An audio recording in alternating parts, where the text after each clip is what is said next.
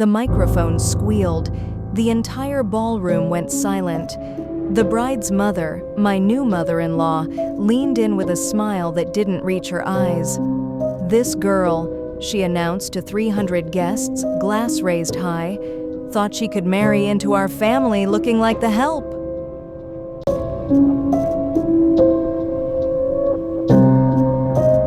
Laughter rippled through the crowd. Her daughters smirked. My husband, Alex, stared at his plate. She continued, "Let's be honest, she's sweet, but she's basically the maid who got lucky." More laughter. Phones came up, recording every word. I stood there in my $15,000 custom gown, smiling, because nobody in that room knew the truth, not even Alex. Stay with me, because 20 minutes later, when I took that same microphone, the woman who called me the maid dropped her glass. Her daughters went pale, and my husband realized he'd just lost everything. Hi, I'm Maya Ellis. I'm 29, and this is the story of the wedding that wasn't what anyone thought it was. Let me take you back to how it all started. I met Alex Harrington 3 years ago at a charity gala. He was charming, successful, the heir to Harrington Events, one of the biggest wedding planning companies in the country. I was just Maya from marketing, or so he thought. The truth? I'm Maya Ellis, the only daughter of Ellis Global Holdings. Net worth? Well north of $4 billion. My father built an empire in luxury venues, catering, floral design, everything that makes a wedding perfect. But I hated the spotlight, hated the way people treated me differently the moment they knew my last name. So I kept it quiet, used my mother's maiden name at work, wore simple clothes, drove a 10-year-old Honda. Alex fell in love with regular Maya, the girl who packed leftovers and split the bill. I liked that version of me too. When he proposed after 2 years, I said yes, but I had one condition. I want to pay for the wedding myself. He laughed. Babe, my family owns Harrington Events. It's basically free for us. I smiled. Still, let me contribute. He thought it was cute. His mother, Victoria Harrington, did not. From day one, she made it clear I wasn't good enough. Too plain, too quiet.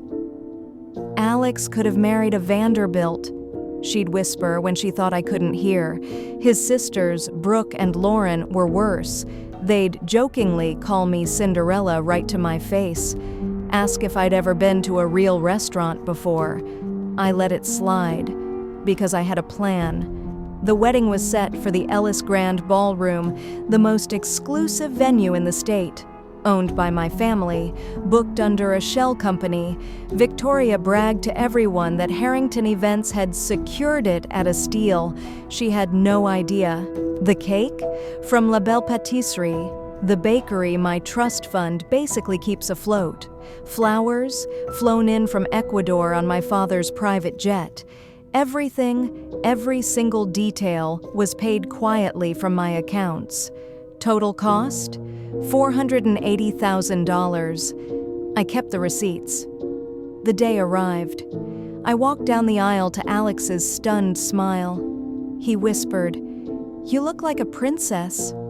I whispered back, "Wait till you see the bill." He laughed, thought I was joking. The reception was perfect. Crystal chandeliers, live orchestra, champagne that cost more per bottle than most people's rent. Then came the speeches. Alex's best man went first. Cute, safe. Then Victoria took the mic. She started sweet, talked about how proud she was of her son. Then her eyes landed on me. And Alex's beautiful bride, Maya. She paused for effect. She's come a long way, from such humble beginnings. Snickers from her table. Let's be honest, darling, when you first showed up in that little Honda, we weren't sure, but love is blind, isn't it? More laughter. Brooke leaned over, loud enough for the mic. "Mom, don't forget the dress. Off the rack?" Victoria gasped dramatically. "Oh my God, was it? I thought it was custom." The room roared. Alex shifted uncomfortably but said nothing. I felt every eye on me, waiting for tears, waiting for me to run. Instead, I smiled. Victoria kept going. "But seriously, Maya, welcome to the family. We'll teach you how things are done in our world, starting with getting rid of that car." She raised her glass. To Alex and his charity case. The toast echoed. Glasses clinked. I stood, slowly, walked to the microphone. Victoria's smile faltered. "May I say a few words?" She handed it over with a smirk. "Of course, dear." I took the mic, looked at Alex. He looked nervous. Then I turned to the room. "Thank you, Victoria, for that heartfelt speech." Laughter again. "But there are a few things I'd like to clarify."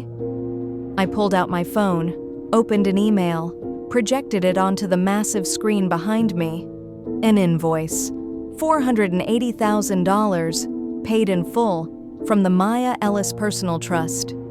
The room went dead silent. "This wedding," I said calmly, "was paid for entirely by me." Gasps. Victoria laughed nervously. That's impossible." I clicked to the next slide. The Ellis Grand Ballroom contract, signed by me, owned by Ellis Global Holdings, my company. Next slide.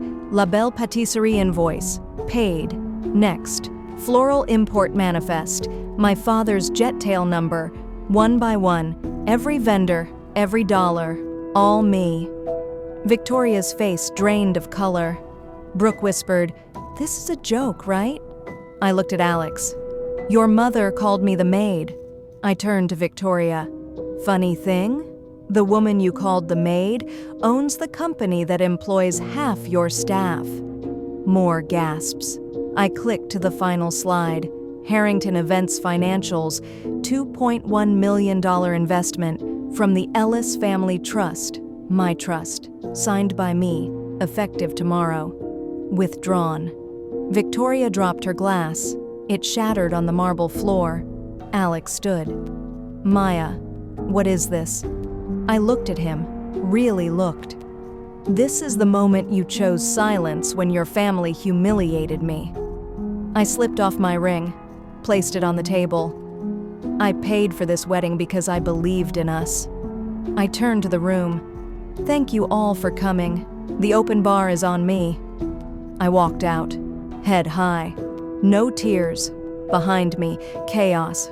Victoria screaming, Brooke crying, Alex calling my name. But I didn't stop. 3 months later, Harrington Events filed for bankruptcy. The $2.1 million withdrawal was the final blow. Alex called, texted, showed up at my office. I never answered. My father offered him a job. Out of pity, he took it. Entry level. Now he books venues. For the company his ex-wife owns.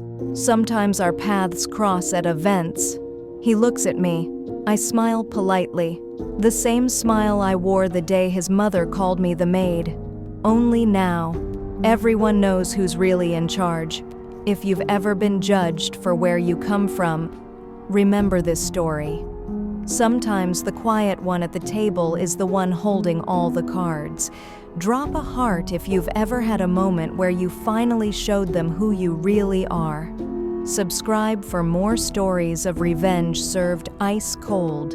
This is Maya Ellis, and I'm just getting started.